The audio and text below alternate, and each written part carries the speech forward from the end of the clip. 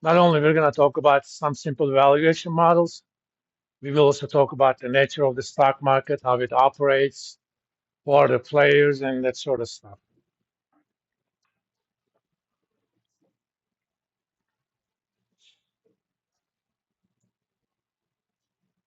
We're going to start with what's going on with my pens.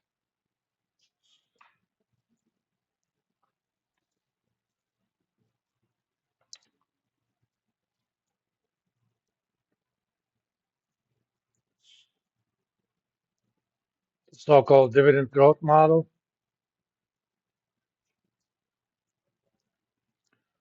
This is not necessarily a stock valuation model that I would use in practice, but it's a good teaching tool because a lot of other methods that we use in practice are kind of fashioned from the mechanics of this. We start by asking the question,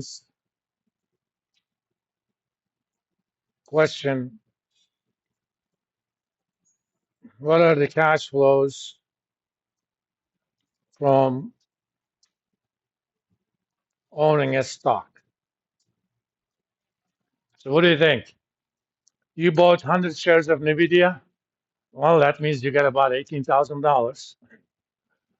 And about 3 years ago, that 18,000 was about 3,000. Not even 3 years ago. So what do you expect as cash flow from this ownership? What sort of, I mean, when you buy bonds, you get the coupon payments plus at maturity, you also get the face value, right? How about stocks?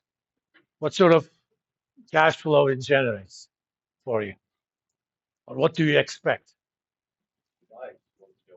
Hmm? I didn't ask why you're buying it. That is true.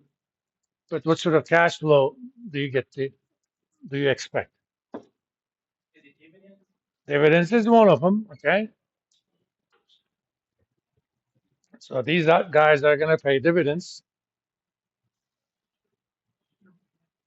Not all companies pay dividends, but a lot of them do.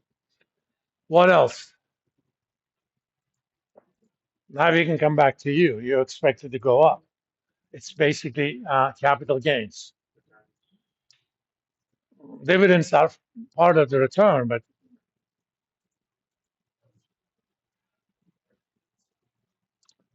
I spent $6,000 or $3,000 on those NVIDIA stock 3 years ago. I do get some dividends, which is not much, but right now it's 18,000. So they change from 15,000 or 3,000 to 18. That $15,000 is called the capital gain. So your total cash flow from this is sum of dividends and capital gains. When we're valuing a bond, we kind of had it easy. For example, for fixed coupon bonds, we knew exactly how much cash we were going to get and when, right? If I'm holding a 8% coupon, 30-year semi-annual bond with a face value of 1,000, I know I'm going to get 60 coupons of $40 for the next 30 years, and I'm going to get another 1,000 30 years after now. Given that, and given that we had something to discount it with, the so-called yield to maturity, we can calculate the value. The problem with stocks, even if you knew what the dividends were going to be, you have no idea how much capital gains you will have. Well, if you did, then everybody would invest into stocks that will go up, and nobody would invest into stocks that would go down. That immediately changes prices anyway. So we kind of need to do some bootstrapping. So we're going to start simple. And when we said capital gains, we didn't say anything about how long we're going to hold these stocks. Am I going to hold it for 1 day, 1 year, 10 years, ad infinitum, which is a fancy way of saying in Latin, until infinity and beyond. So let's start simple.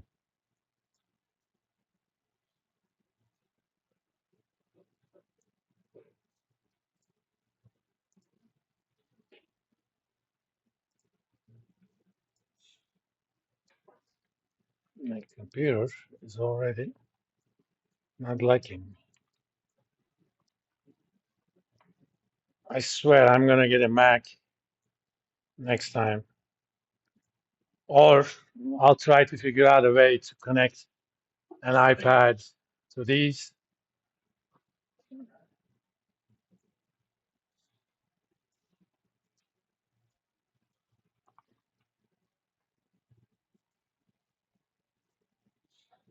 Because we don't have Microsoft problems in iPad.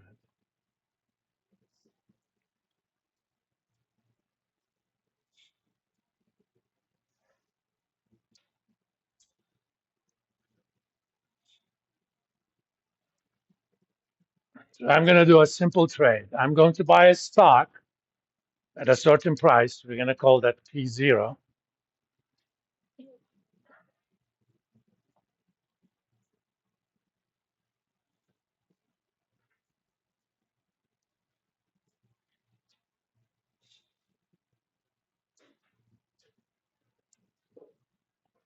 Hold it for 1 year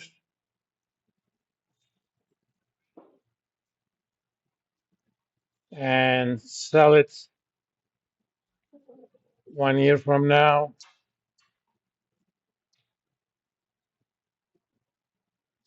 at a price of P1. I mean, we don't know what that P1 is going to be, but there will be some price. In the meantime,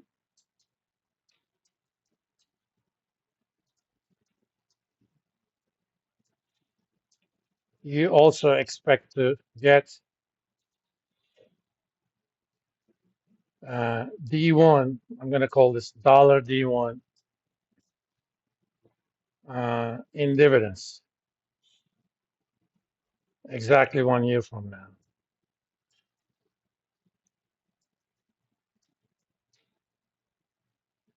Yes, dividends are typically paid quarterly, but you're keeping things simple. So if someone told you what that P1 was going to be, you could actually calculate the value.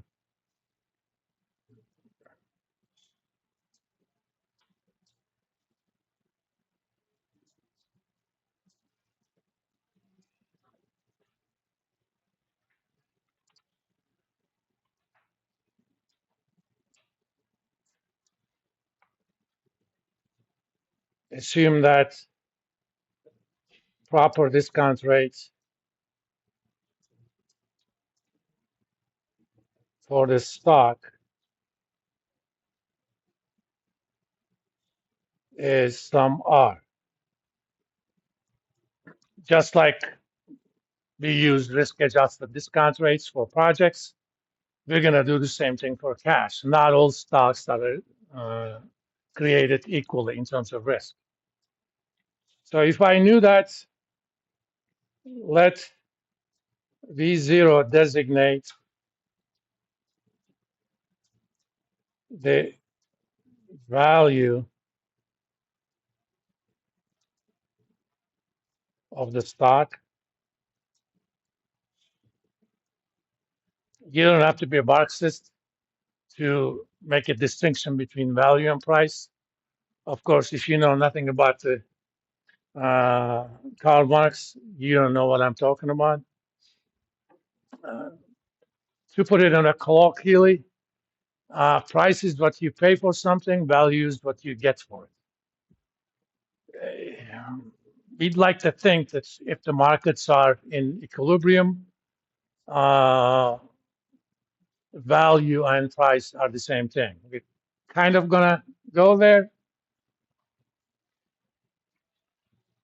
So if I know what cash flows I'm gonna get, that value is going to be, I'm going to get $D1 in dividends, but I'm going to get those 1 year from now. So I'm going to discount that at 1 plus R,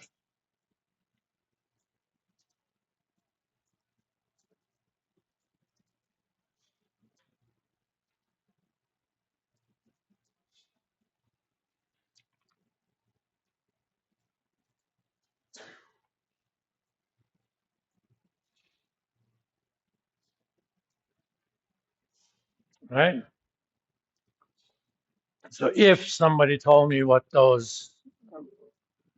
price 1 year from now is going to be, I could make this calculation. The trouble is, nobody knows what that price is going to be.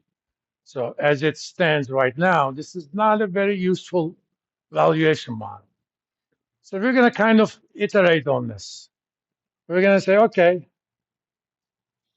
suppose